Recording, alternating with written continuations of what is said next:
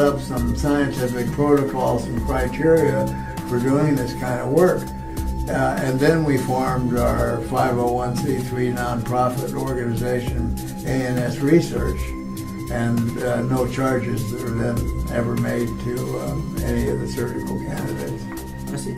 Now, I know, because you've written a lot of books, clearly, people must have heard about them.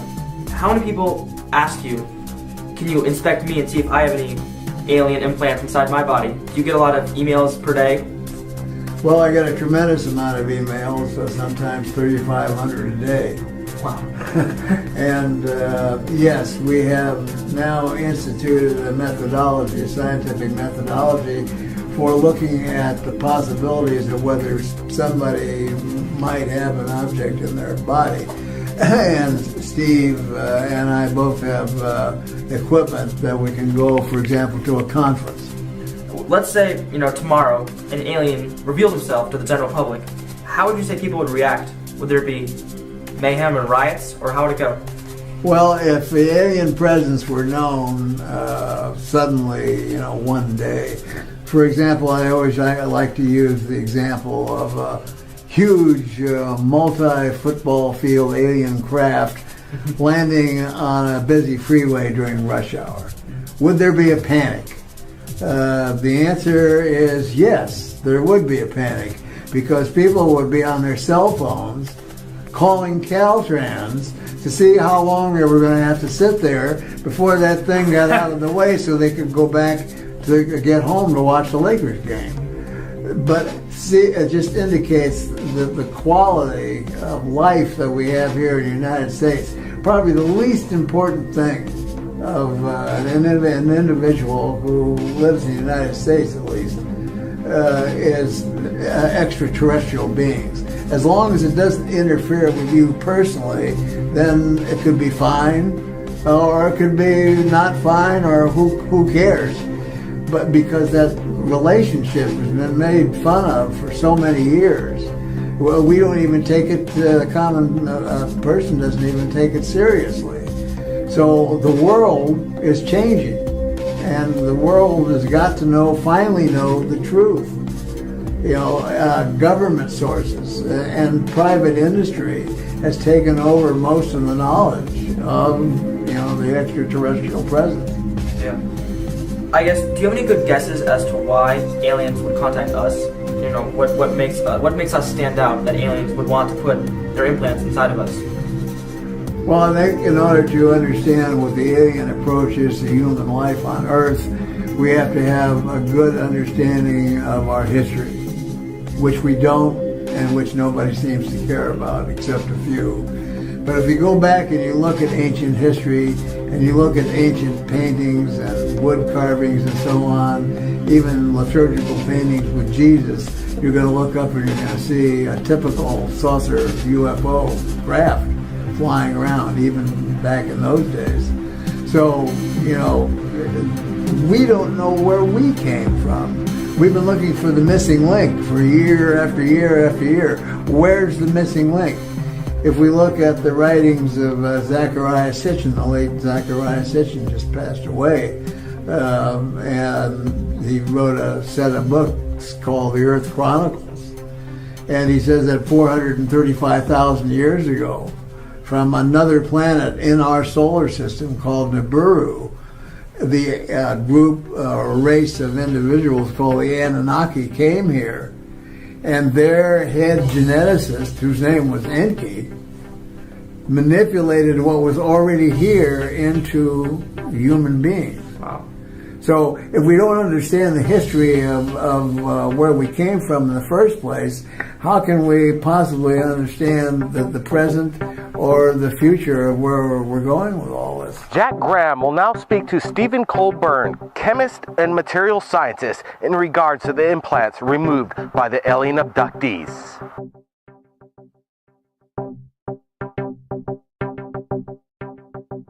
So, can you tell me a bit about yourself and your role within this program?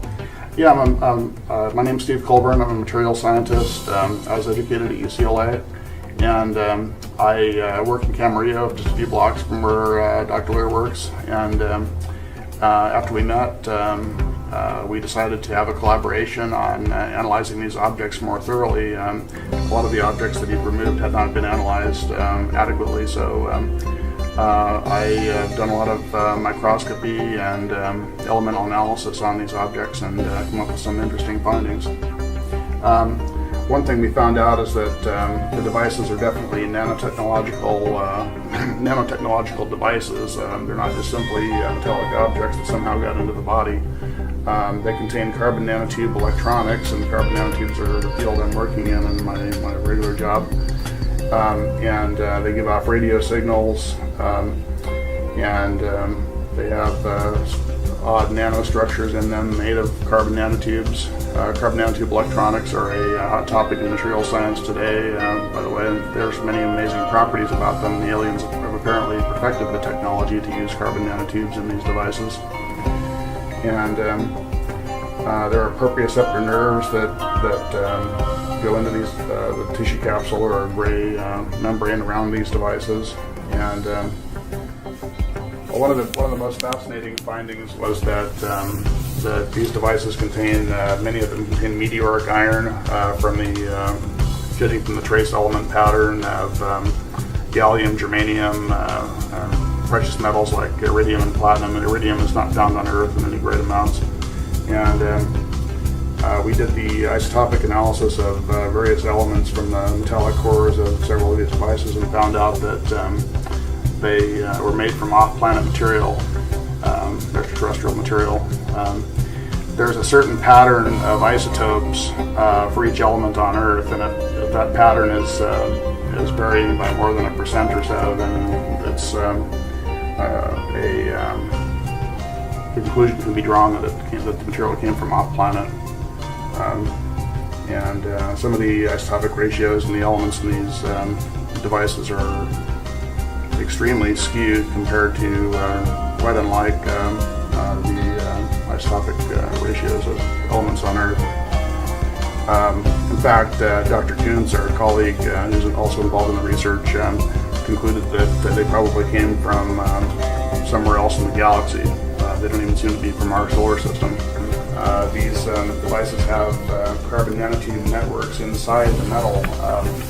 So they're obviously manufactured devices, and they seem to be well beyond the technology of civilian science at this point. So it's not possible that something like the nanotubes could be made through nature. It has to be manufactured. No, they were discovered in 1991 in Western science. The Russians discovered them perhaps 10 years before that, but they're not known to be found in nature, and certainly not in meteorites. So there's no way that it could be faked, really? No, I don't think so. Some people have argued that these devices could be made by black government projects, but I think that the fact that they contain extraterrestrial material argues strongly against that. So what you're saying that it was discovered in 1991, right? The nanotubes? Yeah, and many of these objects date from well before the discovery of carbon nanotubes in science on Earth.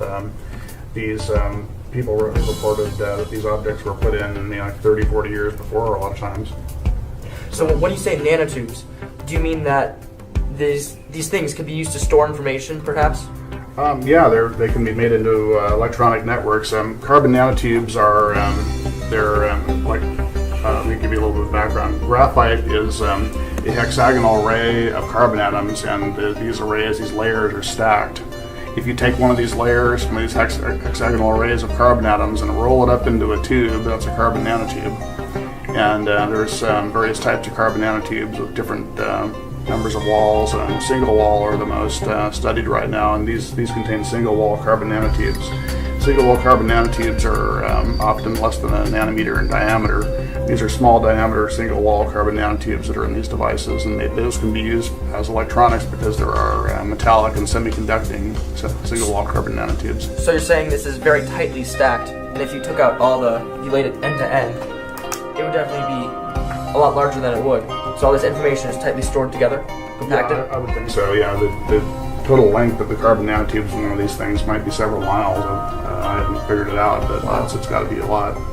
So the technology used to compact that much information so tightly seems to be pretty futuristic. Definitely, I don't understand how the metal could actually be put around the carbon nanotubes without destroying the nanotubes, because the melting point of these metals is like 1500 degrees Celsius, and if you poured molten metal over the carbon nanotubes, it would just destroy them or convert them to metal carbides. So would it be possible to say that the information required to make one of these carbon nanotubes isn't readily available on Earth? It must have come from somewhere else? We can make carbon nanotubes, but to make a 3D intricate composite like this with carbon nanotube electronics inside the metal, that's well beyond our technology at this point. We've speculated that they might be physiological monitoring devices or listening devices. They're definitely relaying information about the subject to the aliens through radio signals. They're not always transmitting, so... Have you noticed actual radio signals emitting from it? We've detected radio signals coming from them, and in two of my reports we outlined some of the frequencies that they give off. The last two devices we detected radio signals from. Are they common radio signals that are found on Earth? Some of them are aeronautical and satellite communication frequencies, but there's also very high frequency microwave discharges as well. So could it be possibly dangerous to have a lot of microwaves emitting from inside a person? I wouldn't say it's a lot of microwaves. We've only detected perhaps milliwatt levels of power, but it's hard to say. There's been no ill effects noted from anybody having these devices inside them. What about after the surgery? Has there In fact, they don't have any rejection or immune response by the body. So that it's possible to not even notice these tiny things in your body? Yeah, most people don't notice them at all. So would it be fair to say that... see them on an X-ray. Would it be fair to say that there might be a lot of those in a lot of different type of people? Oh, that's very safe to say. Wow. Some of the frequencies that we've been able to gain some knowledge of from classified information is that they are deep space, fixed or mobile deep space frequencies. And that presents quite a conundrum because what advanced civilization would be using a radio wave to begin with? So do you think it'd be possible that the government could know about these nanotube technologies? I think they know about them. I don't think they can reproduce it as yet. It's anybody's guess how much technology the Black Project community has. Some of their stuff is reverse engineered alien technology, reportedly. So would it be possible to take this apart and perhaps learn the secrets of what's inside it and perhaps use it for our own technology? That's what we'd like to do at some point. We'd like to take one of these devices and mount it vertically on a scanning electron microscope mount and take an elemental map, one layer of the object, then etch away a layer with a beam of fast atoms, and then do the next layer and get a three-dimensional structure of the object that way. How strong is the object? Is it easy to break? This one, I don't know. I haven't tried to cut it yet. Most of them are fairly easy to break. I've cut 4 so far, and 3 of them are fairly easy to break. One was immensely strong and could not be cut at all. With even diamond tools wouldn't scratch it. It appeared to be some kind of highly advanced iron metal matrix composite with carbon nanotubes. You mentioned there was a sort of biological capsule that surrounded it. Would that be used to protect it, to prevent it breakage? No, I don't think it's to protect it. I think it's to organize the neural input to the device somehow. Is that if we were able to back engineer some of the technology that we have in these devices, we can prevent, for example, inflammatory processes and rejection. In other words, if we could make something similar, you could wrap a heart, a kidney, a screw, a pin, or wherever, and instill it into the human body, and the person would not have to take any anti-rejection medication for the rest of their life. And this was presented in a report, which is in the White House, that I have a copy of from the OSTP. That's the Office of Scientific Technology and Policy, and that was handed to Obama at the time when he was trying to raise money for his medical health care problem to get Congress to approve the money. Will President Obama, with the help of Congress, fund this medical research and reverse engineer these implants? If so, the implications could help medical technology beyond our imagination. Now, we go to the most incredible account of alien abduction explained by Dr. Roger Lear to Jack Graham. 3 young children, about 9 or 10 years of age, who lived in Tennessee. And they decided to go out on a little local camping trip. So not too many blocks away, it was kind of like an empty field and so on. So they packed their primitive sort of gear, which was blankets and things of that nature and things to cook over a fire, marshmallows and so on. And they went out and they didn't even have a tent. They used sticks, they gathered sticks and they put the blanket over the sticks to act as a tent. And they roasted their marshmallows and told jokes and so on. Well, at about 3 o'clock in the morning, they noticed that there was a very bright star up ahead, above them. And the 3 of them all concentrated on this star because it was so bright. And the 3 of them watched as this star descended closer and closer and closer. And as it got closer, they saw that it was a craft. The next thing that happened was that when the craft was about 50 feet over their heads, a beam of bluish-white light in a cone came down over the 3 of them, and they began to levitate up in this cone of light. Now, if someone had done that to me at my age, I'd have a little bit of trepidation because, if you're going up in a cone of light, I mean, the first thing that would come to my mind would be the fear of falling back down. There's nothing holding you. But they had the absolute opposite feeling. Oh, wow, this is fun. We're having fun. We're going up in this light. So they get up into the craft, and then they're in a round room that kind of looks like a hangar. And there are typical bumper sticker gray beings that are there. And so they say, what's happening? Man, what's going on? I said, have no fear. You're going to be returned. You'll be fine. We're just going to take a look at you folks for a few minutes and so on. But their fear was in being separated. Greater fear for each other than for each as an individual. Then when they finally were separated, they were taken down different corridors that went off this room. And under hypnotic regression is when they described what they saw off the corridors, which were rooms that looked like hospital rooms. And the one that we went through most of the hypnotic regression was placed in a room, unclothed, and placed on a table that he couldn't tell whether it was jutting out of the wall or whether it was on a pedestal. And although he thought it was metallic, it was neither hot nor cold. It was very form-fitting. But then an instrument was used that he described that actually put the implant in his wrist.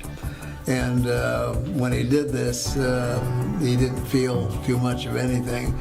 But if he got nervous and so on, always one of the gray beings would come very close to him, and with their black eyes, they would get very close and look into their eyes, and this aura of calmness would come over them. Once this was done, they were examined and taken out, and the 3 kids were back together again in this large hangar-like room. And the next thing they remember, they're lying back on the campsite again, and the craft is slowly moving up, and bang, it was gone. So they didn't know what to think, whether they had a nightmare or something happened, or just didn't understand the entire situation. One of the things that makes this case so unusual is that all 3 kids did something very strange after that, like a suggestion was put in their heads or whatever, but they actually stole into this person's backyard that had a vegetable garden, and they tore up the vegetables and ate them. And that's one of the most unusual cases that I've heard of yet. So they must have been told to do this for some reason, because some folks that are involved in the abduction phenomena come back with symptoms. They feel muscle aches, pain, fatigue, feelings of the flu, dehydration, and so on. But the 3 kids, in asking them questions, of course they weren't kids when we did the surgery, but in asking them, if they had any ill effects from it, they don't recall anything. So maybe that what they got out of the vegetables was something that obliterated the symptoms that abductees have. Now, what procedures and protocols do you follow for the surgery? Well, the procedures and protocols that we follow have to be kept 100% in order to make this a scientific study, because we try and stay with the scientific method.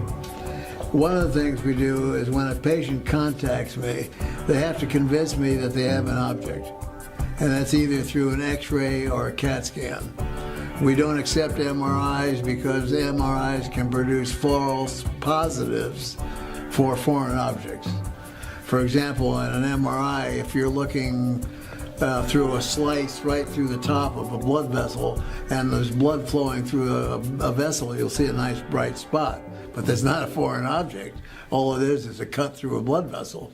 So if they send me X-rays or a CAT scan, then I take them to the radiologist and I get it confirmed that this is a foreign body, and what his guesstimation of the material is.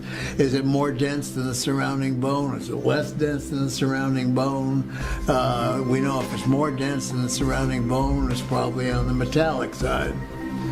Also, we have other consultants that we use. For example, we've had a couple of cases that were dental cases, and these were dental x-rays. So we have dental experts that go ahead and will look at the x-rays, and then they'll make suggestions as to whether they need further films, a Panorex or a CAT scan. So once it's been established that there is an object there, then the next thing we do is we send that client a package of questions, and they have to answer all the questions. There are no right and there are no wrong answers, but it gives us a complete background of what the possibility of their actually being involved with the abduction program is. Also, one of the forms amongst this questionnaire is a gradable form on probabilities. So if they're over 35% probable, then they've been involved. Now, lots of people step on things. Lots of people have, they want 2 seconds of fame on television or to get filmed. There's a lot of reasons for people that contact me. They may be not abductees at all. Some abductees don't get along well with the problems.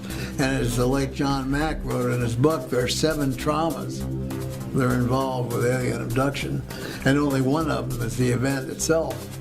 Another one is who are you going to tell? Who's going to believe you? So you have this argument that goes on continuously. So a lot of these people are not well adjusted. A lot of abductees have problems. They can become alcoholics, drug addicts. They can be confined in mental institutions. So you have to sift out these people to become part of this study, and this is one of the first things we do. Then once they are accepted as a possible surgical candidate, do they want the surgery? Do they want it removed? And if so, if they agree that they do want it removed, they have to understand that the product that we're going to remove becomes the ownership becomes part of ANS research, and that we promise to give to the rest of the world as scientific knowledge. And if they're not willing to do that, then we don't accept them as a patient. So if we look at statistical numbers, let's say 10% out of 100 might be a true surgical candidate. 1% of them will only be ones that we'll operate on. Now, have any scientists try to, talk to you and give possible explanations for what it is instead of aliens, and try to prove you wrong? When I talk to the academic scientific community, they're also interested in the analysis and the intrigue of what they're looking at on a scientific academic basis. That they don't even offer a lot of times suggestions. If we do it and they're being paid, for example, for a television program, they'll actually get them to lie on camera. Also, scientists, by and large, are prey to higher masters, as other people, in other fields of occupations do. They have to earn their paycheck. They have to feed their families. So, and they could be threatened. They can be threatened by any agency of the government, for example. Not so much anymore, but in earlier years, yes. To what extent do you think is the government hiding information from us? Do you think they know? Do you think they have contact with aliens? I think that the government historically has made contact with aliens, and there's most probably been deals that have been made.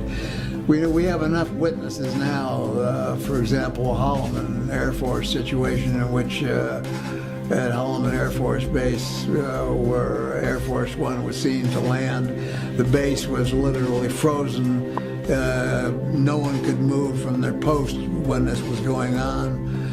There was lots of witnesses to things that were happening. Two electricians up on a pole were told to stay there and not move till all this was over, and that was near the runway. Then they saw 3 circular craft come flying overhead. One of them began to hover over the runway when Air Force One stopped. Another one took off and went 20 miles away and hovered over a park. And the third one was somewhere else lingering around. And it was said by the lineman who had a good view of this whole thing that President Eisenhower at the time, got out of that plane, walked over to the craft. They saw a ramp come down. He walked up the ramp and shook hands with some kind of a non-human being. Went in, was there for about 20 minutes, came back out again. The alien craft took off. Air Force One took off. And instead of following the rules and regs that they had set up for landings at that base, they took off and flew directly within 50 feet off the roof of the hospital. Jeez. So this has been, cited as one of the examples, but certain presidents were in the know, certain presidents were not probably in the know. And today, I believe that the situation is totally different. I believe that most of this information today is in the hands of the giant monarchs of industry, these multilateral companies that are, some of them are part of the military-industrial complex, and some of them are industry itself. And it's the greed that keeps propelling this on and on and on. But it looks like they're getting to the point now where they're starting to eat each other, because I guarantee you that Standard Oil, with its concentration on fossil fuel energy, is not really interested in what Monsanto is doing, making GMO foods. And Monsanto with GMO foods is not really interested in a free energy system that somebody else might develop. So things are changing rapidly. And of course, with the citizen hearing that's going to be held at the end of the month in Washington, D.C., and it will be streamed out to the world. We expect half the population of the world to watch this congressional hearing, and hope that the government will actually start releasing information. With trillions of planets in the universe, it's hard to believe that planet Earth is unique. Odds are that life exists elsewhere. And while life on some planets may be less advanced than us, chances are that more advanced life forms will also exist. So the question becomes, will these advanced life forms have the ability to travel to Earth? And, if so, secretly tag us with extraterrestrial hardware during their visits. Prior to interviewing Dr. Lear, I might have said no. But while I still have my doubts, Dr. Lear makes a fascinating case for this, and now I'd like to know more.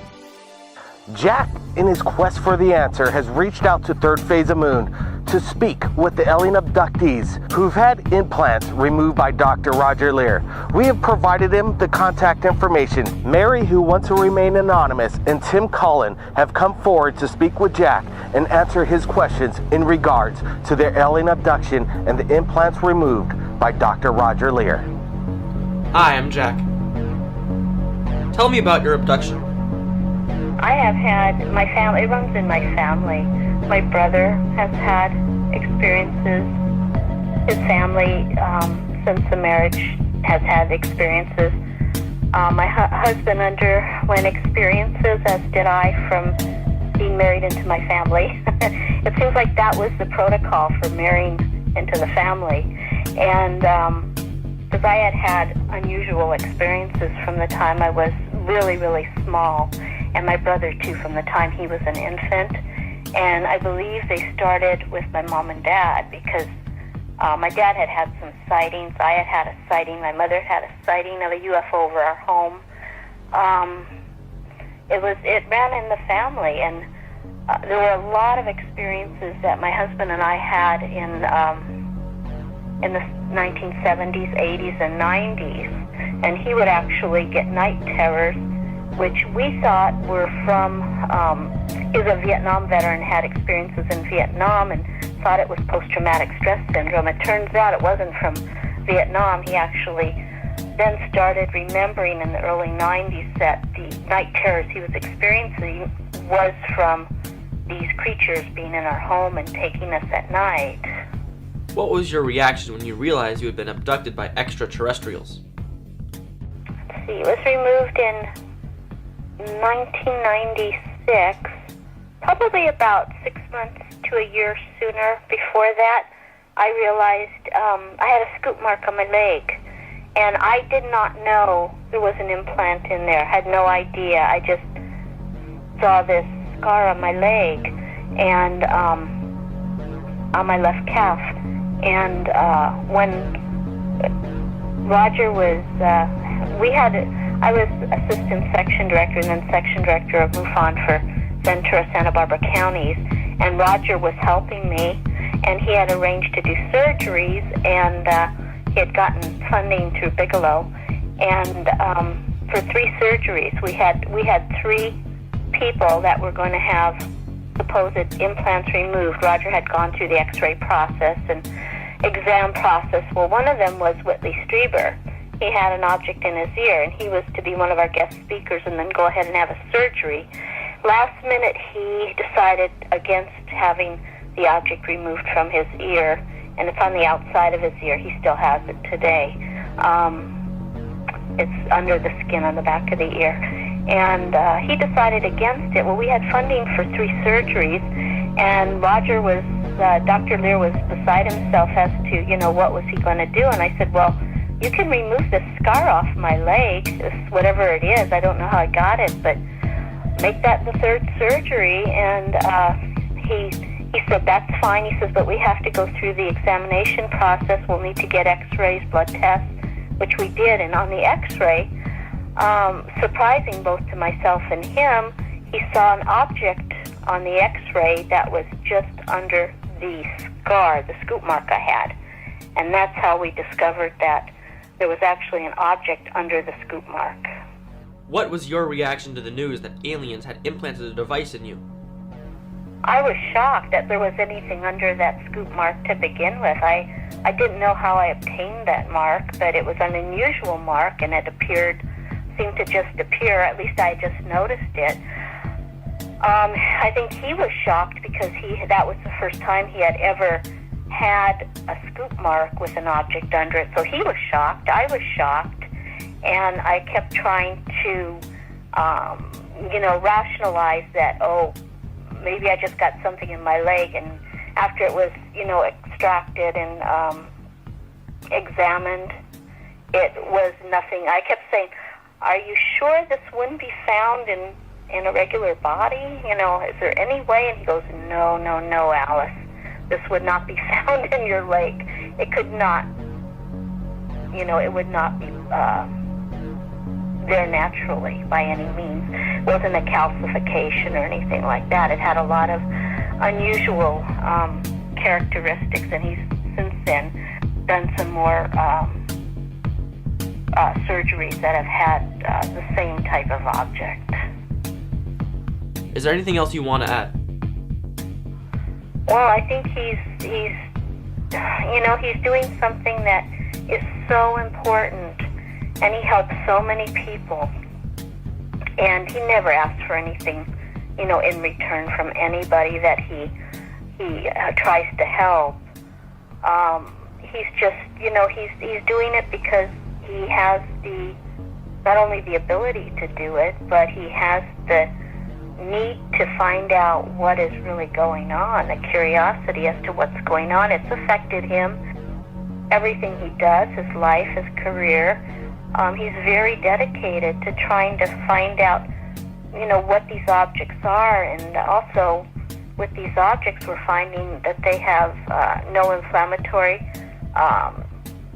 response around the object. Could this technology help the medical profession now in dealing with transplants, where, you know, these people with transplants have to be on horrific medications for many, many years, where, you know, if this technology could be developed where there would be no rejection. I mean, it would be wonderful for the people that have to go through this with the transplants. So, I mean, he's doing it for a lot of reasons, but he does it. It's a labor of love for him and curiosity, and he feels very dedicated to trying to help people, because a lot of people, you know, with these type of situations, they just don't know who to turn to or what to do. Unfortunately, he's there to try to help.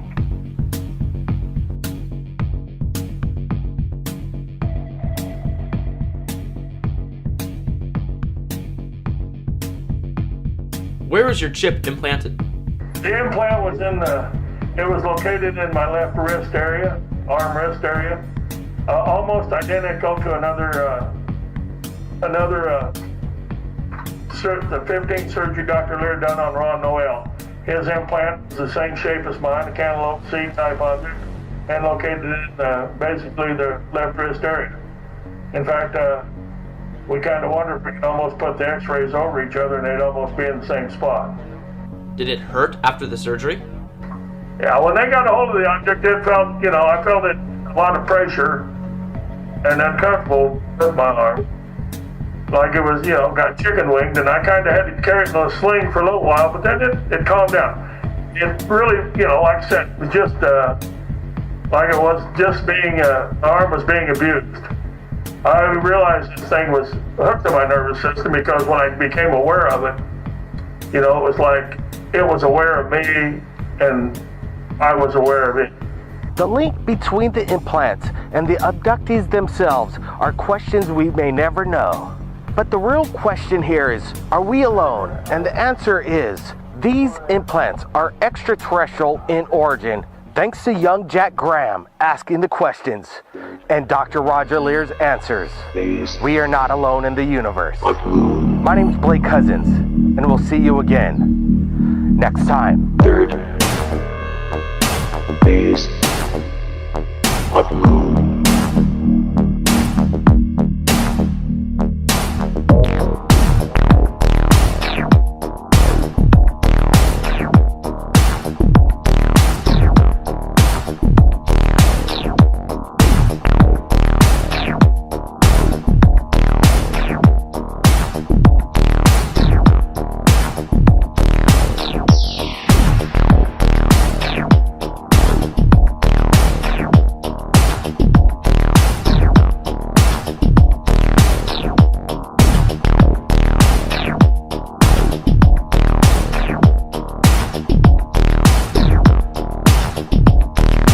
Third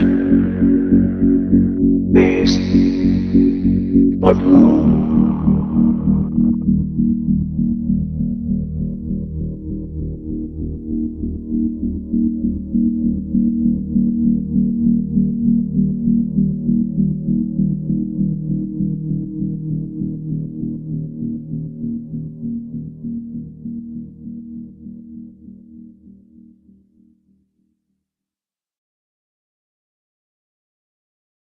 This is an actual spacecraft from another world, piloted by alien intelligence. One sighting from tens of thousands made over the last 50 years on virtually every continent on the globe. Intelligent life from distant galaxies is now attempting to make open contact with the human race. And tonight, we'll show you the evidence.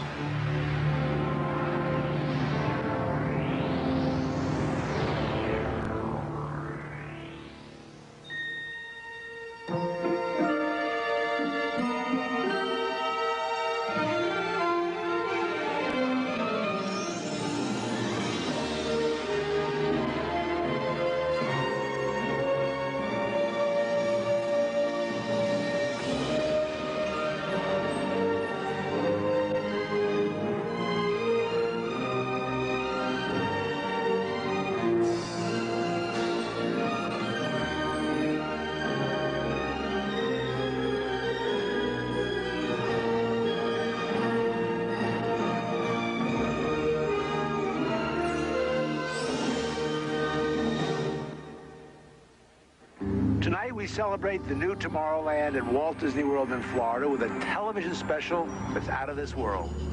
Hello, I'm Michael Eisner, head of the Walt Disney Company.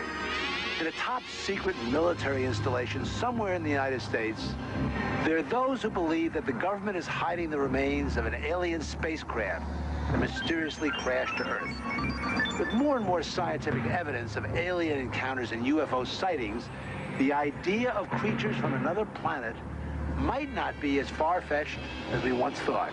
In fact, one of you out there could have the next alien encounter. Enjoy tonight's special. I'm going to walk over and see if I can sneak a peek. Maybe not. Alien Encounters from New Tomorrowland is brought to you by Bounty. Outstanding absorbency and durability make Bounty the quilted quicker picker-upper. Scientific verification of extraterrestrial life forms routinely arriving on Earth. Top secret reports from ongoing military investigations.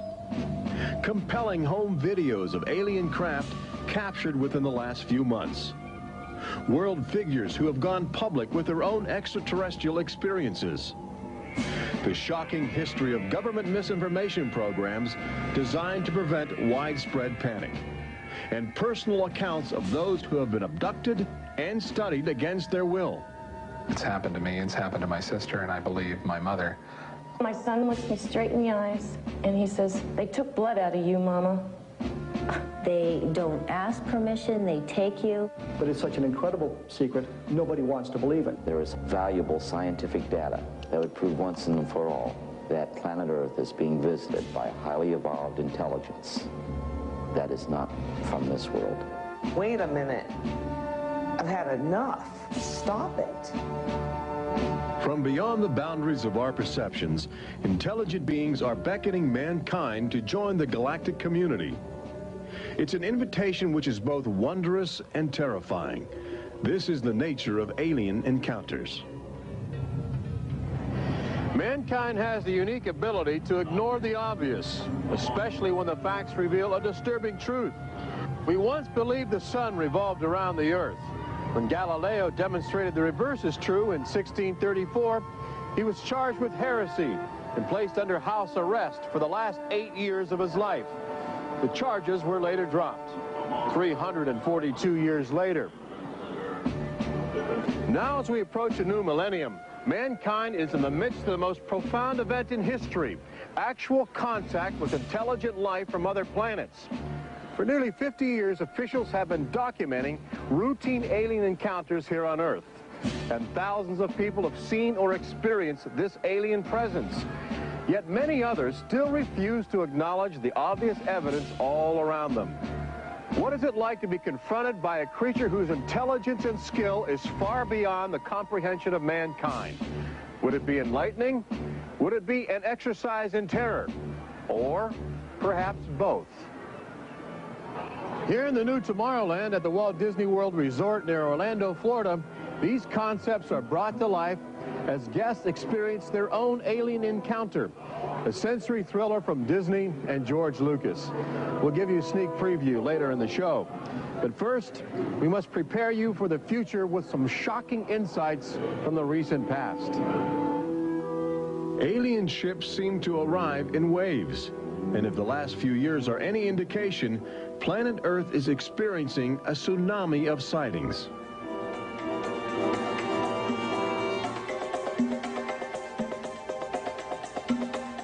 Mexico City, 1992. If you were arriving from outer space, this would be your first stop.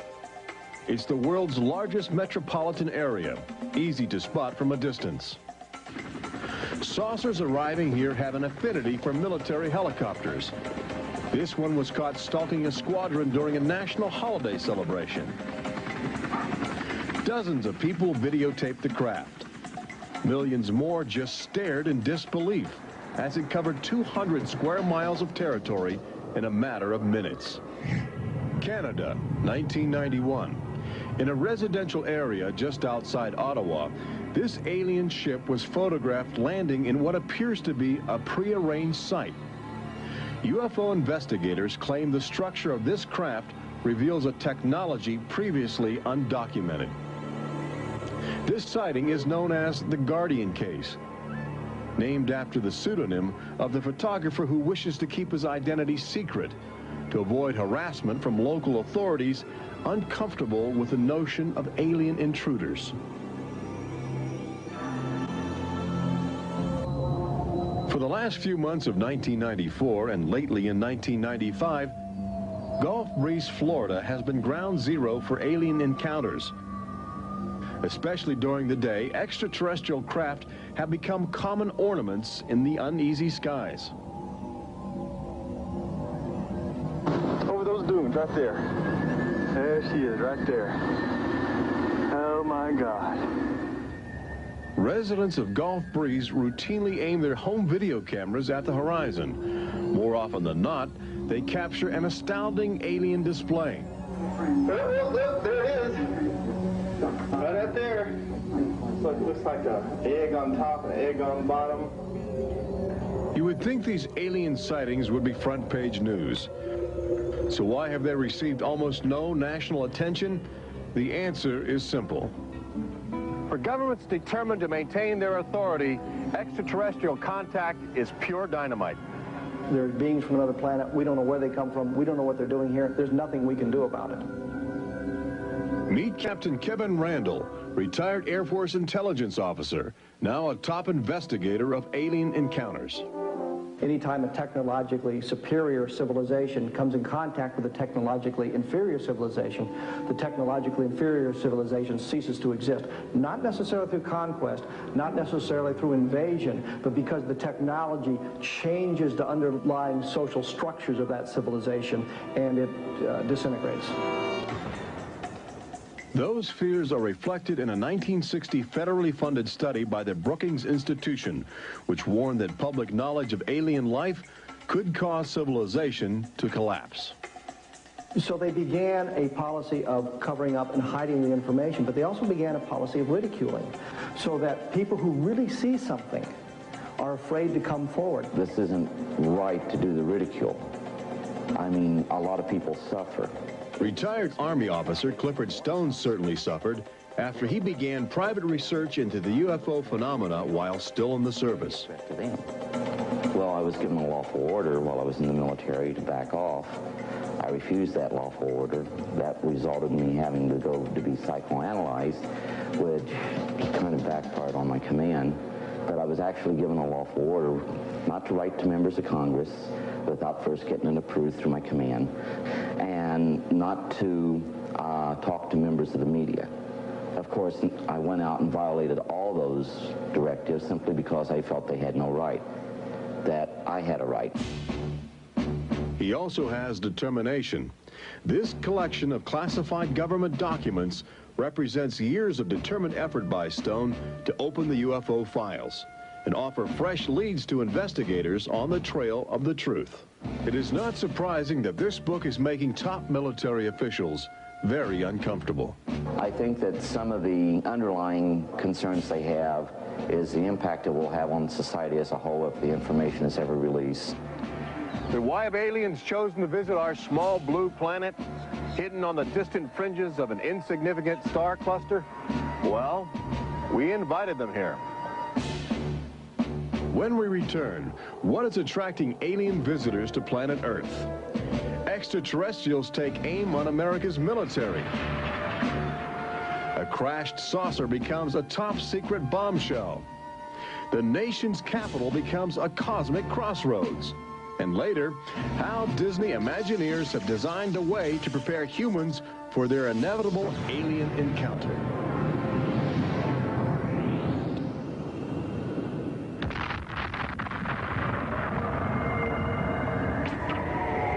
And I looked, and behold, a whirlwind came out of the north, and a fire enfolding itself, and the brightness was about it. Also out of the midst thereof came the likeness of 4 living creatures. And when the living creatures went, the wheels went by them. And when the living creatures were lifted up from the earth, the wheels were lifted up. For the spirit of the living creature was in the wheels. Ezekiel chapter 1. There have been reports of alien encounters throughout recorded history, often buried in the obscure poetry of mystics. But since the end of World War II, alien encounters have adopted a darker, more menacing demeanor. No longer just spirited lights dancing in the sky, UFOs turn more brazen, announcing themselves with surprising ferocity.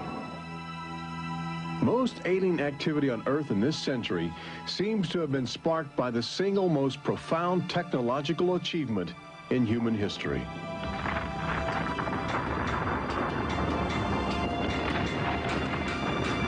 The atomic bomb did more than blow away every conventional notion of combat. It also saddled mankind with the awesome responsibility of life and death for the entire planet. But what the world didn't know in 1945 was that the atomic bomb's brilliant burst of energy would also be mankind's cosmic calling card, announcing to the universe that a technological society had evolved on a small blue planet in the backwaters of the stars. So as the world celebrated the war's end in 1945, aliens who heard man's atomic trumpet were already charting their course towards Earth, responding to our open invitation. As early as 1947, the large alien ships began to arrive, navigated by living creatures. Their advanced physics allowed them to traverse the galaxy and pierce Earth's atmosphere with amazing speed. The U.S. military immediately went on the alert against the unknown menace. Sightings were perceived as threats to the security of an America still reeling from the edgy consciousness of war. And the sightings were taking place all across the country. I glanced up and there were 3 flying saucers in a V with what appeared to be a dome on the top with, I can't be sure, but I believe I saw the sun glinting off of windows or observation portholes of sort. I think it was from outer space, but friendly. Army fighter planes are on patrol for flying saucers. Cameras installed to photograph them. Portland, Oregon, the area from which came the first weird reports. This flying saucer patrol shows how the Air Forces, while not putting too much stock in the mysterious things in the sky, are investigating. The control tower. They are a lamp-shaped head with black, dark eyes. That's the best way I can describe them. And there was about 7 or 8 of them.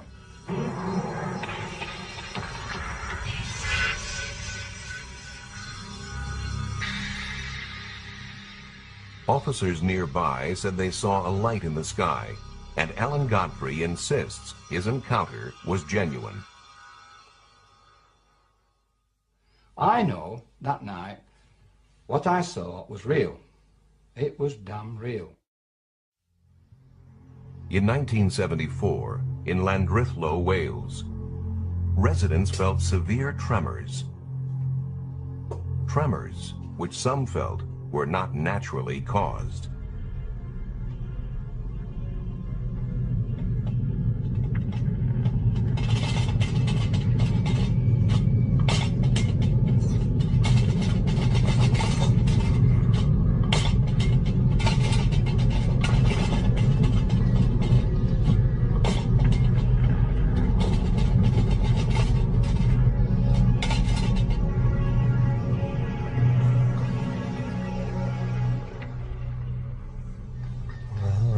idea what had happened. I don't think it was an earthquake somehow.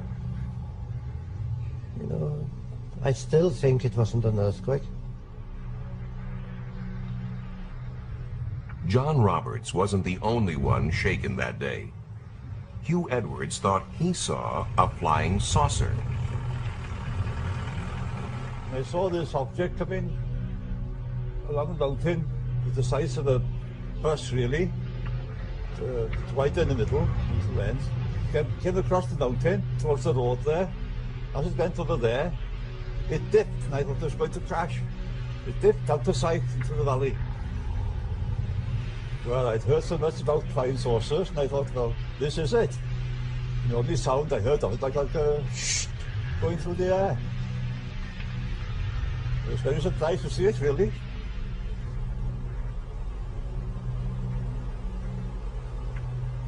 The district nurse thought perhaps a plane was down. I thought there might be an air crash. Maybe as a nurse we could help giving first aid. So I called to my daughters and we got into the car and we made our way up to the mountain. We drove a fair way along the mountain road, and to our left we could see a huge orange ball sitting on the mountain, glowing. Yeah, we stopped and we started looking what we thought was going to be an aircraft on fire. So we'd envisaged sort of, oh God, you know, there might be bodies if it was an aeroplane crash, and we weren't too happy at that prospect, but we were quite surprised to see this big reddish orange ball just sitting there. There were no flames, and it was so uniform. The shape, the round spherical shape of it made us realise we weren't looking at an aircraft. There were no flames jumping, but it was pulsating, this red orange object that we saw. And we could see little lights, like fairy lights, coming towards the object in a zigzag pattern, and we assumed at that time possibly there was someone going to see what was what. With hindsight, we realised that the search party couldn't have got there, located it and got there in the time it had taken us to go from the village up to the mountain. Yeah. No one could have organised themselves to get to the object that we saw. Since no search party went out that night, nothing was ever found at the scene. But astronomer Ron Madison has proposed that what the villagers saw that night was a meteorite or fireball, and that it coincided with an earthquake at a nearby fault. Thinking that that explosion might well have been due to an impacting piece of rock, our first reaction was to try to estimate the energy involved. And it seemed to us to be something that would correspond to an explosion of the size of about 600 tons of TNT. We got letters from as far apart as Penzance and Northern Ireland and Derby, all reporting seeing a bright light, maybe comparable with a half moon in brilliance, moving across the sky at the speed of an aircraft but with no sound, and trailing smoke, just like you would expect something on fire to be crashing. In the next few days we were to realise, of course, that the village was not very far from the Bala Fault, which is active and has been moving steadily over thousands of years. And unbeknown to us at the time originally, there had been on that evening a movement on the fault, and that is incontrovertible evidence. This was a coincidence. There were fireballs in the sky at the same time that there was a triggered movement along the Bala Fault.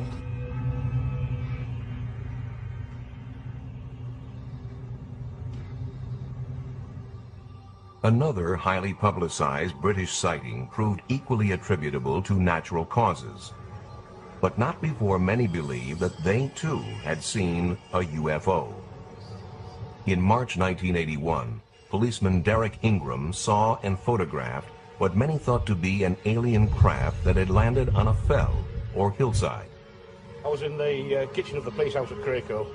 I looked out across the fell, with the kitchen window back onto the fell, and I saw a very intense bright light, a big band of light, on the rock face of the fell.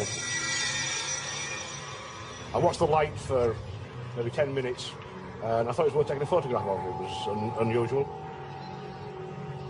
I actually drove up onto the hill and walked across the fell to try and find something on there, maybe something had been dropped or something had happened. There was nothing up there. I couldn't find anything at all that would explain the lights. The faithful saw a finned craft with 3 lights, and as the press had a field day, researchers tried to identify the visitors. After the photographs had been taken, the negatives were given to the Yorkshire UFO Society, who spent 2 years investigating the case, and they sent the negatives to Ground Saucer Watch in America and to a very well-known German UFO photographic analyst. Neither groups of people could come up with a satisfactory explanation, and in fact Ground Saucer Watch actually said snow was the best possibility for it. In 1983, the Yorkshire UFO Society went public with the case and actually claimed that it was the best evidence yet for a structured craft being sighted in the British Isles. The investigation continued, and in 1987 we'd almost given up hope of ever finding out what caused it, and I was on a weekend trip in the Dales with my wife and son and decided to stop and show them Cracoe Fell. And lo and behold, what should be staring back at me from the cliff face but the Cracoe UFO. What they found was certainly a surprise. Right, we're about 1,100 feet up a Yorkshire cliff, and this is the Cracoe UFO.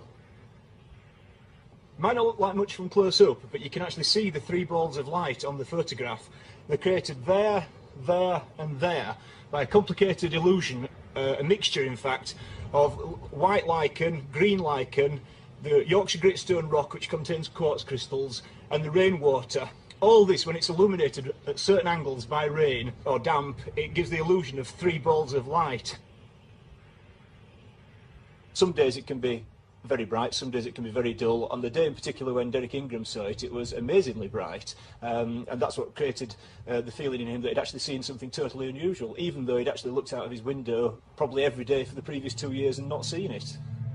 Though some sightings can clearly be explained by natural phenomena, UFOs continue to have a grip on the public's imagination that is not easily loosened. And there's no shortage of pranksters to capitalize on this fascination.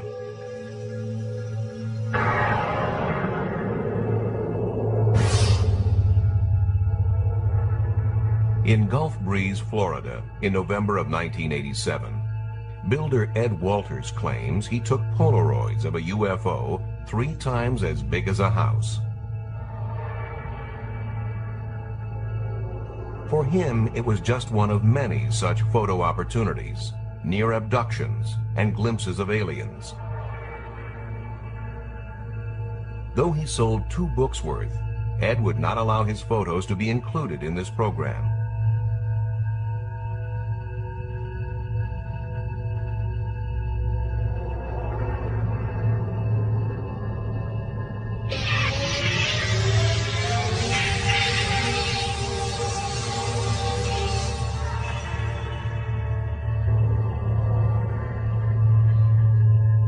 Photographs such as these are not difficult to fake with a little know-how, a styrofoam model, and the right camera.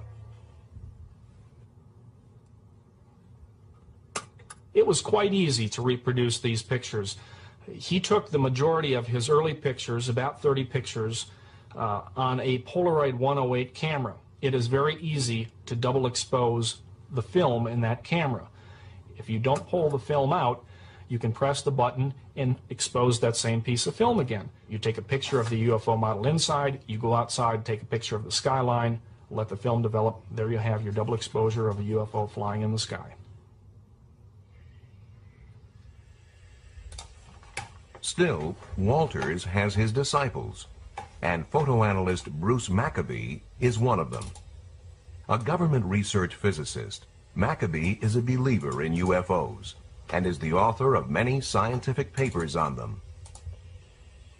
I have analyzed all the films and videos that have been taken by Ed Walters. I have studied most of the videos, I guess, that have been taken by other people down there. And it's just sitting there. As far as Ed's pictures and videos are concerned, it's my opinion that they are real. I've analyzed these very carefully, taking into account all the criticisms that have been leveled against them, and have found reasons to reject the criticisms. In baseball, you get 3 strikes and you're out. For Ed Walters, in this case, strike 1 was when a model was found in the attic of his former home. Strike 2 was when a young man named Tommy Smith came forward and claimed that he was an eyewitness to Ed Walters creating double-exposed UFO pictures. Strike 3 was when we went out and did photo experiments and were able to replicate many of these photos, especially the difficult photos like the UFO hovering over the road. So my conclusion is 3 strikes and you're out. We published the first pictures of the Gulf Breeze sightings back in November of 1987, and I was trying to figure out exactly how to present them, because I tried to run everything that happened locally in Gulf Breeze. When my folks came in, and I said, "You're not going to believe what we're getting ready to run in the paper this week," and I showed them the pictures, and they said, "That's what we saw." It was primarily because of the many other people in Gulf Breeze that witnessed the UFO, both the same night that Ed first got the pictures and many times after that, that the Sentinel continued to carry the story. I have had 3 other daylight sightings and over 100 sightings at night at Shoreline Park in Gulf Breeze. I witnessed over 170 sightings. These were red lights, red and white lights over and around Gulf Breeze, Florida. I've seen a silver flying dome in the sky that was unidentifiable. Never seen anything like that before, and it was unexplainable. But just across the bay from Gulf Breeze is the Pensacola Naval Air Base. One explanation that occurs to locals is that some of the sightings are illegal pranks by naval personnel at the base.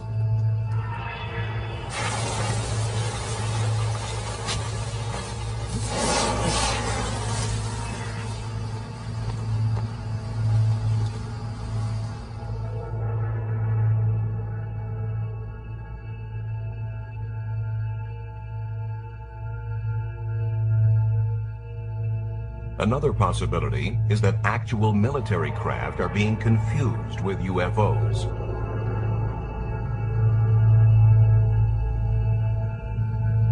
For instance, would most people recognize UAVs, uninhabited aerial vehicles, designed for stealthy reconnaissance and secret observation?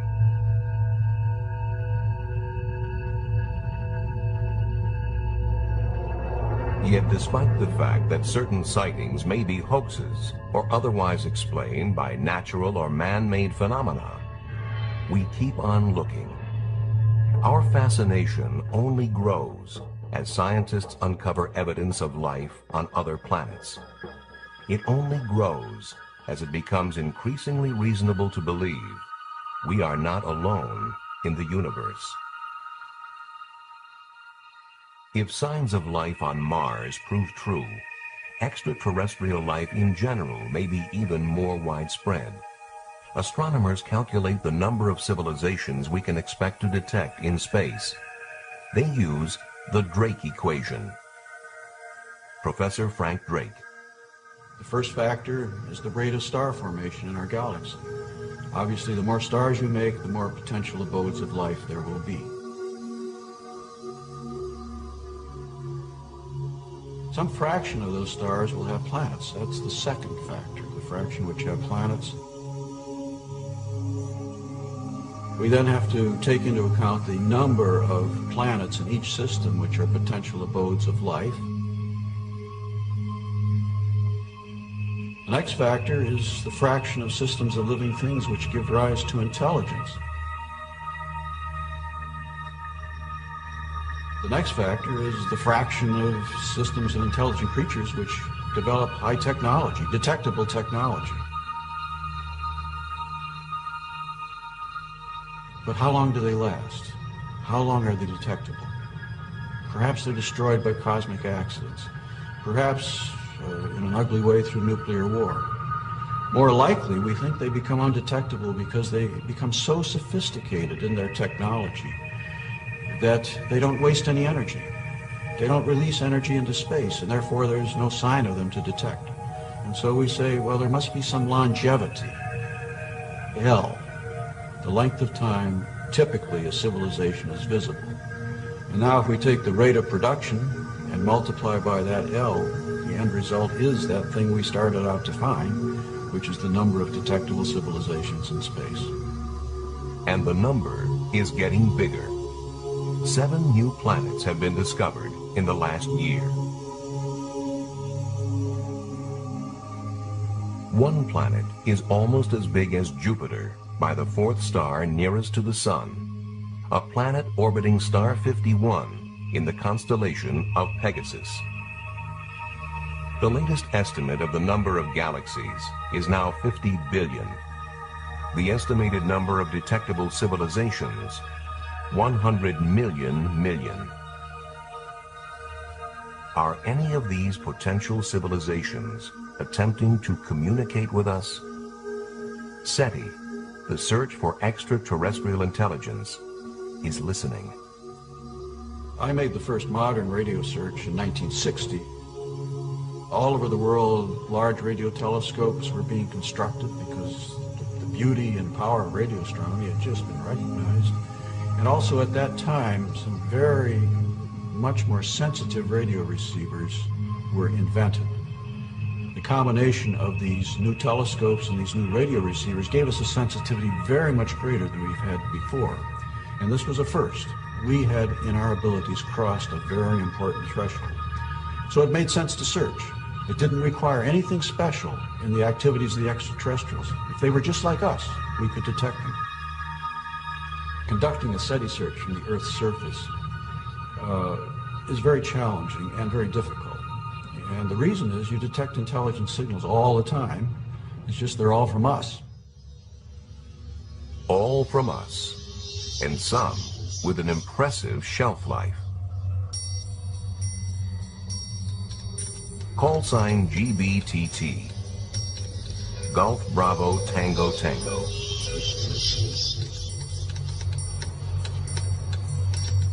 Over 30 years after it was first sent, a coded wartime signal intended for the Queen Mary was received by its successor, the QE-2.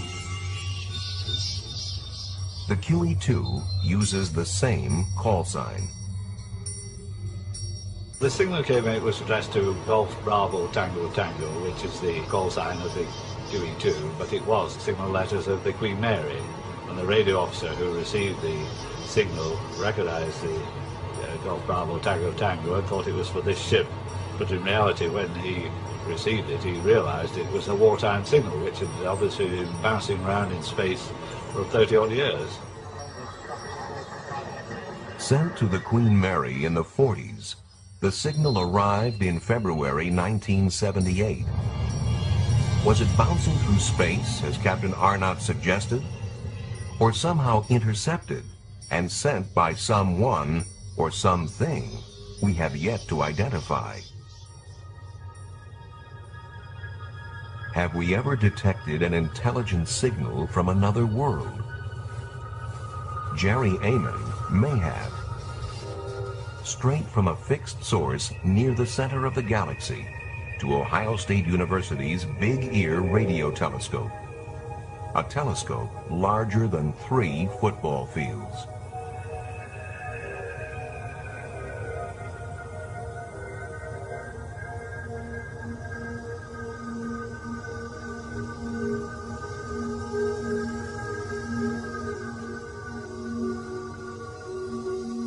We had started a data run on August 15th, 1977 that lasted for about 3 days.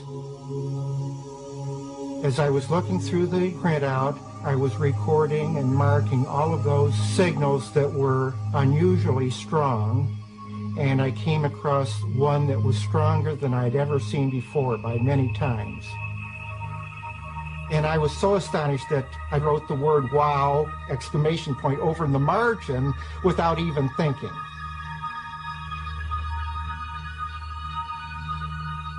To have signals coming in only one channel indicates the possibility that this was some either unique astronomical event or that it was generated by some transmitter.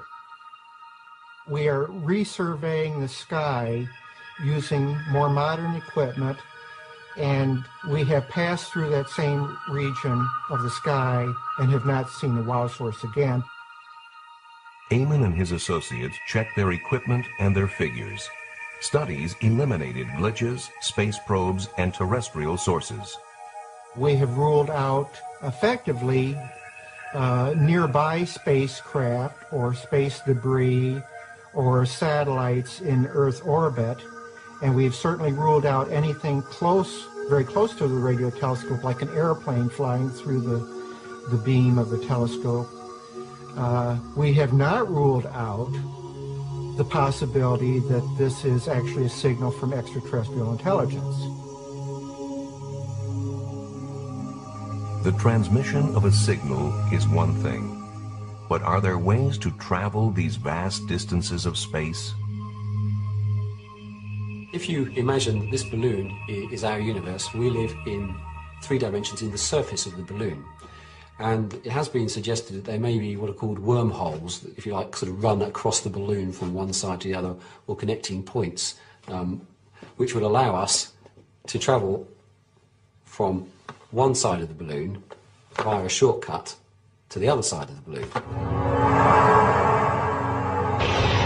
Imagine that this sheet of paper is our universe and we're at point A and we want to go to point B.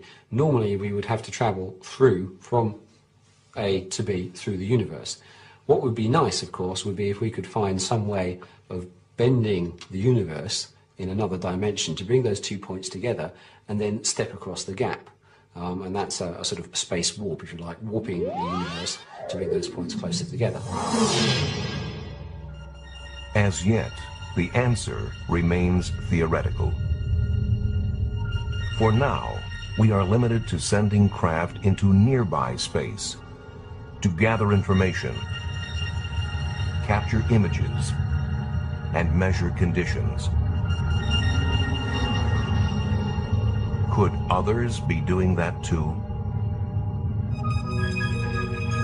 With that question, we return to our fascination with something larger, something other. We return to our fascination as we continue to face the sky.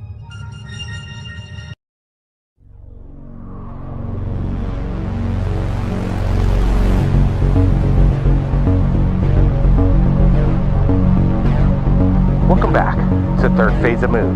My name's Blake Cousins.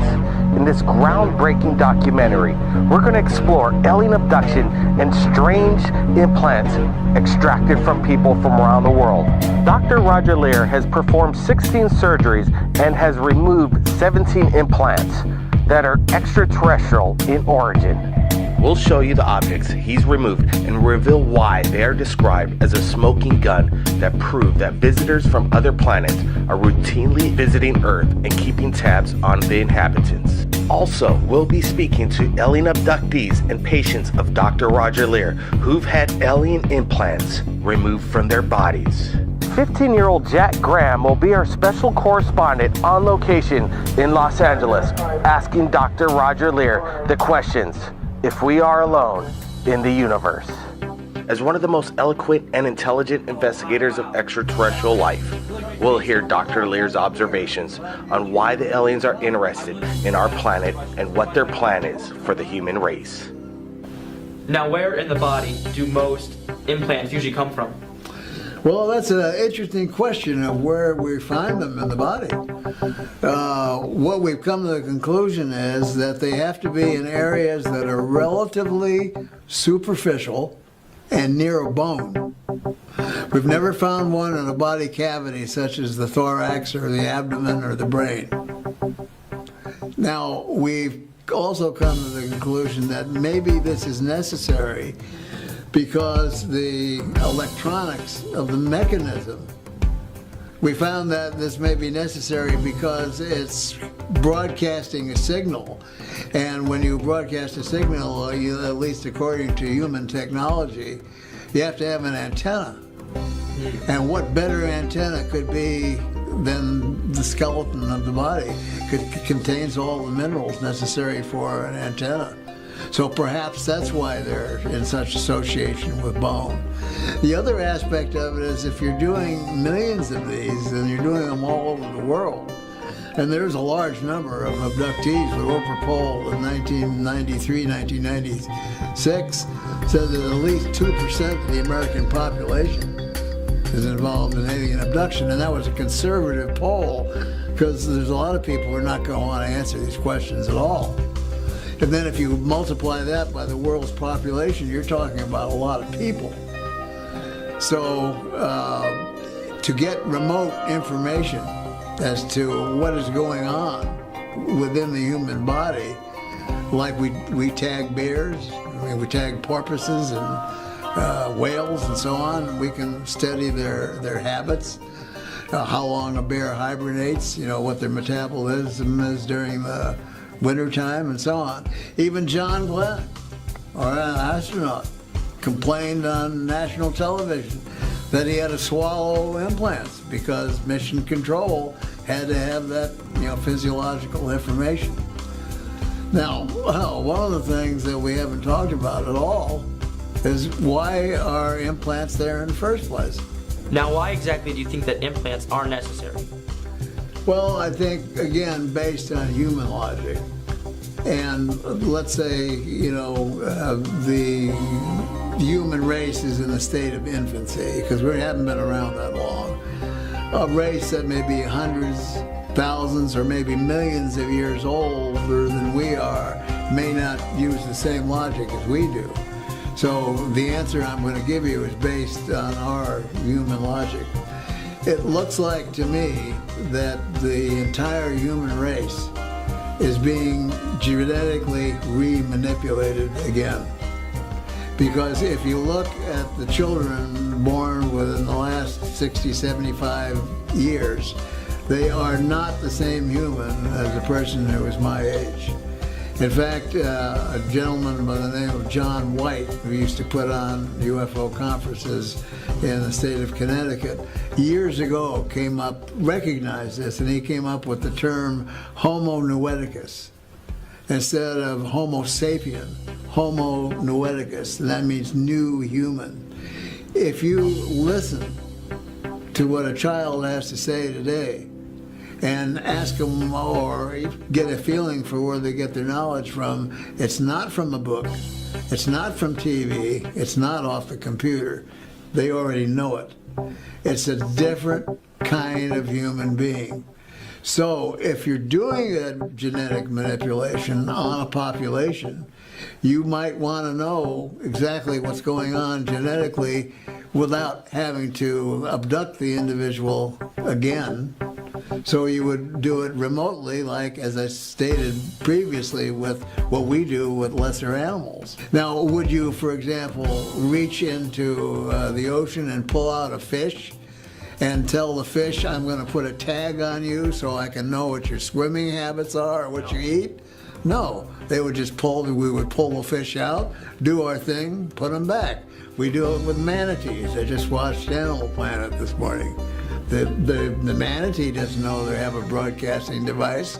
We don't explain it to them, that we want to learn about their metabolism and their eating habits and so on.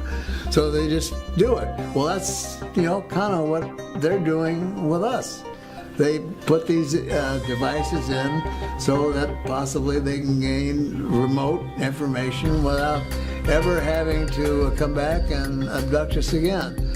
Now, which is another interesting thing. I've been asked, well, how come I can take them out? Do aliens want it to be found?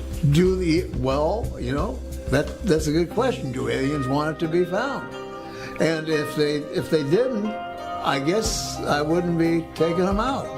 And then I get asked, well, who else is doing this? And as far as I know, I'm the only person in the world. And I did research You know, prior to the time I did the first one, even though I thought it was going to be a funny joke, I wanted to see how many implants were taken out previously. And all I did was I read through the UFO literature, and I saw that things were taken out. They turned to powder, they disappear, they dropped, they did this, they did that, but nobody ever came up with anything. And so I do cases, and I come up with actual physical objects that can be sent to material scientific laboratories and get opinions. I mean, you know, I can't explain that. That's strange. And if somebody had told me, you know, 50 years ago that I would ever be doing anything like this, or would have traveled to 42 countries, or have done the things that I've done, or have done the television programs and radio programs I've done, I would have told them they were nuts. Now, I know you've removed many implants. How similar are the implants to one another? Are they each clones of themselves, or do they vary? Well, the implants that we have removed in the past, we have about 7 that look exactly the same. And if you lined them all up on gauze sponges, you would never tell one from the other. We have a few that are different, but I have synthetically divided them into 3 categories. Ones that are metallic and covered with a biological coating, ones that are non-metallic, and one that is biological. And each operates a little bit differently. But the 7 that we have that are metallic rods with biological coatings are virtually all the same. Now, do you personally believe that you've been contacted by aliens? I would have to say the answer to that is yes. I can tell you an episode that occurred with my family, my daughter and myself, in Laughlin some years ago, which I wrote a book, I wrote a part of a book called Chopped Liver. And we talked about that incident, but during the awards banquet that we were having at the conference, I was asked to come outside with my family. So there was a lot of people who were lined up at the fence along the Colorado River. And we were in back of a lady in a white dress, and I said, what's going on? What's happening here? She said, oh, you missed them. There was about 7 of them out here. And I said, 7 what? She said, 7 craft. Wow. And I said, oh, well, I started looking around, and I didn't see anything. And, you know, if you start staring at objects in the heavens, your eye muscles begin to twitch, and I thought, well, you know, these people are having what's called nocturnal nystagmus is the word for it. And then suddenly, like in the movie A Beautiful Mind, where you can look up at the heavens and you can find any geometric concentration of stars that you want to see. There's thousands, millions of them there. You know, so our attention was called to a triangle of stars. Now there was a big, bright, full moon, really bright. And right below the moon was this triangle of stars. And all 40 people seemed to be concentrating on this triangle of stars. And then suddenly the bottom 2 stars started to move. And they came downward and they went into a pair and they slowly went towards the corona of the moonlight and disappeared. And at the same time, I think everyone there got a telepathic message. Yes, we're here, believe it, bye-bye. And my daughter, who was about 12 years old at the time, said, Dad, are those folks coming back again? So, yes, I believe I have been contacted by non-terrestrial beings. It's fascinating. Now, what would you say is the most credible argument you've ever heard for abduction? Well, the most credible argument that I've heard for abduction in the cases that we've done surgery on would be very hard to delineate, because when we set up our set of criteria and protocols, the individual must have some kind of a memory of being associated with the abduction phenomena. When Bob Bigelow or NIDS decided to take on this responsibility doing the metallurgy, I had to do some studying so that I could just interpret what they had to say. And I started getting reports back, and the first report we got back was they were comparing, this was Los Alamos National Laboratory. They were comparing these to meteorite samples. Wow. Well, we know if somebody didn't step on a meteorite or get one whacked through the back of his hand, it wouldn't So have it has to come from outer space. Had to come from outer space, and they're calling them meteorite samples. So that was rather mind-blowing. So that was the beginning of the scientific aspect. So I figured, well, you know, if we're going to carry on with this, we better set up some scientific protocols and criteria for doing this kind of work. And then we formed our 501c3 nonprofit organization, ANS Research, and no charges were then ever made to any of the surgical candidates. I see. Now, I know, because you've written a lot of books, clearly, people must have heard about them. How many people ask you, can you inspect me and see if I have any alien implants inside my body? Do you get a lot of emails per day? Well, I get a tremendous amount of emails, sometimes 3,500 a day. Wow. And yes, we have now instituted a methodology, a scientific methodology, for looking at the possibilities of whether somebody might have an object in their body. And Steve and I both have equipment that we can go, for example, to a conference. Let's say, tomorrow an alien revealed himself to the general public. How would you say people would react? Would there be mayhem and riots, or how would it go? Well, if the alien presence were known suddenly, one day, for example, I like to use the example of a huge multi-football field alien craft landing on a busy freeway during rush hour. Would there be a panic? The answer is yes, there would be a panic, because people would be on their cell phones calling Caltrans to see how long they were going to have to sit there before that thing got out of the way so they could go back to get home to watch the Lakers game. But see, it just indicates the quality of life that we have here in the United States. Probably the least important thing of an individual who lives in the United States, at least, is extraterrestrial beings. As long as it doesn't interfere with you personally, then it could be fine, or it could be not fine, or who cares? But because that relationship has been made fun of for so many years, well, we don't even take it, the common person doesn't even take it seriously. So the world is changing, and the world has got to finally know the truth. Government sources and private industry has taken over most of the knowledge of, the extraterrestrial presence. Yeah. I guess, do you have any good guesses as to why aliens would contact us? What makes us stand out that aliens would want to put their implants inside of us?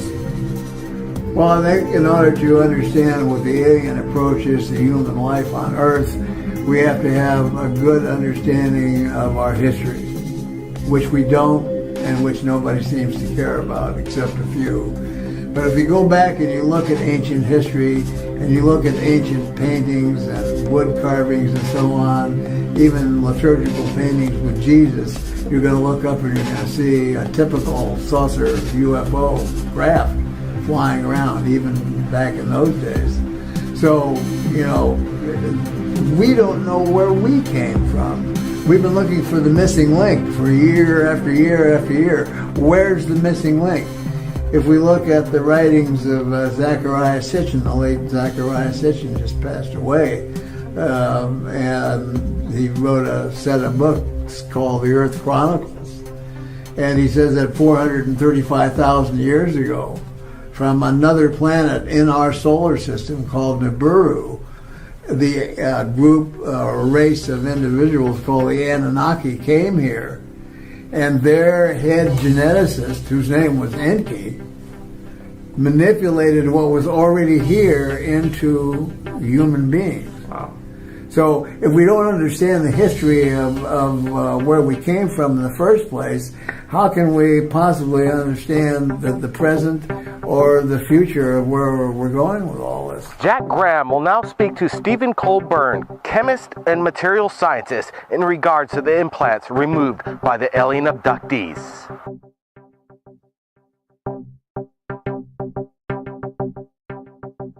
So, can you tell me a bit about yourself and your role within this program?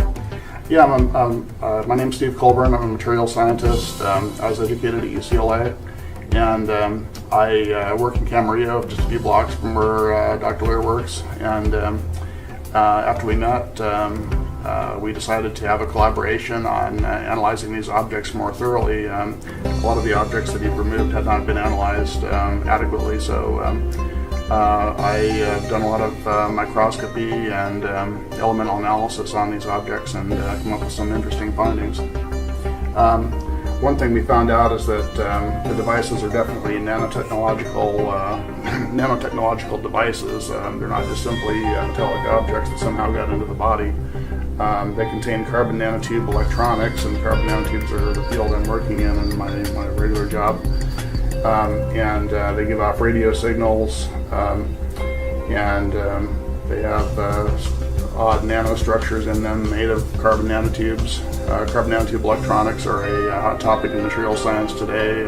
By the way, there's many amazing properties about them. The aliens have apparently perfected the technology to use carbon nanotubes in these devices. And there are proprioceptor nerves that go into these the tissue capsule or gray membrane around these devices. And one of the most fascinating findings was that these devices contain many of them contain meteoric iron judging from the trace element pattern of gallium, germanium, precious metals like iridium and platinum. And iridium is not found on Earth in any great amounts. And we did the isotopic analysis of various elements from the metallic cores of several of these devices and found out that they were made from off-planet material, extraterrestrial material. There's a certain pattern of isotopes for each element on Earth, and if that pattern is varying by more than 1% or so, then it's the conclusion can be drawn that the material came from off-planet.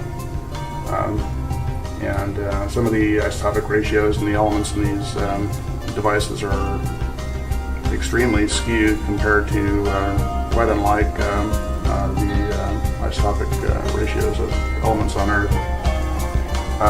In fact, Dr. Coons, our colleague, who's also involved in the research, concluded that they probably came from somewhere else in the galaxy. They don't even seem to be from our solar system. These devices have carbon nanotube networks inside the metal, so they're obviously manufactured devices, and they seem to be well beyond the technology of civilian science at this point. So it's not possible that something like the nanotubes could be made through nature. It has to be manufactured. No, they were discovered in 1991 in Western science. The Russians discovered them perhaps 10 years before that, but they're not known to be found in nature. And certainly not in meteorites. So there's no way that it could be faked, really? No, I don't think so. Some people have argued that these devices could be made by black government projects, but I think that the fact that they contain extraterrestrial material argues strongly against that. So wait, you're saying that it was discovered in 1991, right? The nanotubes? Yeah, and many of these objects date from well before the discovery of carbon nanotubes in science on Earth. These people reported that these objects were put in 30, 40 years before a lot of times. So when you say nanotubes, do you mean that these things could be used to store information, perhaps? Yeah, they can be made into electronic networks. Carbon nanotubes are let me give you a little bit of background. Graphite is a hexagonal array of carbon atoms, and these layers are stacked. If you take one of these layers, one of these hexagonal arrays of carbon atoms, and roll it up into a tube, that's a carbon nanotube. And there's various types of carbon nanotubes with different Numbers of walls, and single wall are the most studied right now, and these contain single wall carbon nanotubes. Single wall carbon nanotubes are often less than a nanometer in diameter. These are small diameter single wall carbon nanotubes that are in these devices, and those can be used as electronics because there are metallic and semiconducting single wall carbon nanotubes. So you're saying this is very tightly stacked, and if you took out you laid it end to end, it would definitely be a lot larger than it would. So all this information is tightly stored together, compacted? Yeah, I would think so, yeah. The total length of the carbon nanotubes in one of these things might be several miles. I haven't figured it out, but wow. It's got to be a lot. So the technology used to compact that much information so tightly seems to be pretty futuristic. Definitely. I don't understand how the metal could actually be put around the carbon nanotubes without destroying the nanotubes, because the melting point of these metals is like 1500 degrees Celsius, and if you poured molten metal over the carbon nanotubes, it would just destroy them or convert them to metal carbides. So would it be possible to say that the information required to make one of these carbon nanotubes isn't readily available on Earth? It must have come from somewhere else? We can make carbon nanotubes, but to make a 3D intricate composite like this with carbon nanotube electronics inside the metal, that's well beyond our technology at this point. We've speculated that they might be physiological monitoring devices or listening devices. They're definitely relaying information about the subject to the aliens through radio signals. They're not always transmitting, so... Have you noticed actual radio signals emitting from it? We've detected radio signals coming from them, and in two of my reports we outlined some of the frequencies that they give off. The last two devices we detected radio signals from. Are they common radio signals that are found on Earth? Some of them are aeronautical and satellite communication frequencies, but there's also a very high frequency microwave discharges as well. So could it be possibly dangerous to have a lot of microwaves emitting from inside a person? I wouldn't say it's a lot of microwaves. We only detected perhaps milliwatt levels of power, but it's hard to say. There's been no ill effects noted from anybody having these devices inside them. What about after the surgery? Has in fact, they don't have any rejection or immune response by the body. So that it's possible to not even notice these tiny things in your body? Yeah, most people don't notice them at all. So would it be fair to say that on an X-ray? Would it be fair to say that there might be a lot of those in a lot of different type of people? Oh, that's very safe to say. Wow. Some of the frequencies that we've been able to gain some knowledge of from classified information is that they are deep space, fixed or mobile deep space frequencies. And that presents quite a conundrum because what advanced civilization would be using a radio wave to begin with? So do you think it would be possible that the government could know about these nanotube technologies? I think they know about them. I don't think they can reproduce it as yet. It's anybody's guess how much technology the Black Project community has.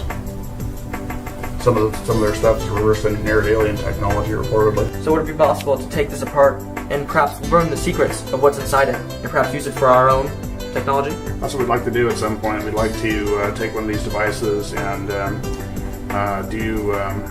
mount it vertically on a scanning electron microscope mount and take an elemental map of one layer of the object, then etch away a layer with a beam of fast atoms, and then do the next layer and get a three-dimensional structure of the object that way. How strong is the object? Is it easy to break? This one, I don't know. I haven't tried to cut it yet. Most of them are fairly easy to break. I've cut 4 so far, and 3 of them are fairly easy to break. One was immensely strong and could not be cut at all. With even diamond tools wouldn't scratch it. It appeared to be some kind of highly advanced iron metal matrix composite with carbon nanotubes. You mentioned there was a sort of biological capsule that surrounded it. Would that be used to protect it, to prevent it breakage? No, I don't think it's to protect it. I think it's to organize the neural input to the device somehow. Is that if we were able to back engineer some of the technology that we have in these devices, we could prevent, for example, inflammatory processes and rejection. In other words, if we could make something similar, you could wrap a heart, a kidney, a screw, a pin, or wherever in it, instill it into the human body, and the person would not have to take any anti-rejection medication for the rest of their life. And this was presented in a report, which is in the White House, that I have a copy of from the OSTP. That's the Office of Scientific Technology and Policy, and that was handed to Obama at the time when he was trying to raise money for his medical health care problem to get Congress to approve the money. Will President Obama, with the help of Congress, fund this medical research and reverse engineer these implants? If so, the implications could help medical technology beyond our imagination. Now, we go to the most incredible account of alien abduction explained by Dr. Roger Lear to Jack Graham. 3 young children, about 9 or 10 years of age, who lived in Tennessee. And they decided to go out on a little local camping trip. So not too many blocks away, it was kind of like an empty field and so on. So they packed their primitive sort of gear, which was blankets and things of that nature, and things to cook over a fire, marshmallows and so on. And they went out, and they didn't even have a tent. They used sticks. They gathered sticks and they put the blanket over the sticks to act as a tent. And they roasted their marshmallows and told jokes and so on. Well, at about 3 o'clock in the morning, they noticed that there was a very bright star up ahead, above them. And the 3 of them all concentrated on this star because it was so bright. And the 3 of them watched as this star descended closer and closer and closer. And as it got closer, they saw that it was a craft. The next thing that happened was that when the craft was about 50 feet over their heads, a beam of bluish-white light in a cone came down over the 3 of them, and they began to levitate up in this cone of light. Now, if someone had done that to me at my age, I'd have a little bit of trepidation because, if you're going up in a cone of light, the first thing that would come to my mind would be the fear of falling back down. There's nothing holding you. But they had the absolute opposite feeling. Oh, wow, this is fun. We're having fun. We're going up in this light. So they get up into the craft, and then they're in a round room that kind of looks like a hangar. And there are typical bumper sticker gray beings that are there. And so they say, what's happening? Man, what's going on? I said, have no fear. You're going to be returned. You'll be fine. We're just going to take a look at you folks for a few minutes and so on. But their fear was in being separated. Greater fear for each other than for each as an individual. Then when they finally were separated, they were taken down different corridors that went off this room. And under hypnotic regression is when they described what they saw off the corridors, which were rooms that looked like hospital rooms. And the one that we went through most of the hypnotic regression was placed in a room, unclothed, and placed on a table that he couldn't tell whether it was jutting out of the wall or whether it was on a pedestal. And although he thought it was metallic, it was neither hot nor cold. It was very form-fitting.